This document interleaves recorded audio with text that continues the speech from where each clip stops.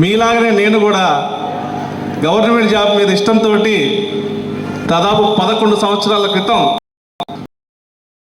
8,400 ఈరోజు ప్రమోషన్ తీసుకొని ఒక డిప్యూటీ ఎంఆర్ఓగా 11 సంవత్సరాల తర్వాత నా జీతం 60,000. చూడండి, ఇక్కడ స్టేజ్ మీద ఇప్పుడు 50,000 దాటిన వాళ్ళు ఎంతమంది అంటే 10 మంది దాకా వచ్చారు. కానీ వాళ్ళందరూ సంవత్సరం పనిచేస్తేనే 50,000 దాటినాయి. నేను 11 సంవత్సరాలు కష్టపడితే నా జీతం 60,000. సో 1,00,000 సంపాదించాలంటే మన ఎంఎస్ఆర్ చెప్పినట్టు ఇక్కడ సంవత్సరం ఉంటే 1,00,000 వస్తుంది అన్నారు.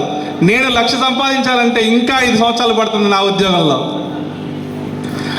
అది తెలియక చాలామంది గవర్నమెంట్ జాబులు అని చెప్పి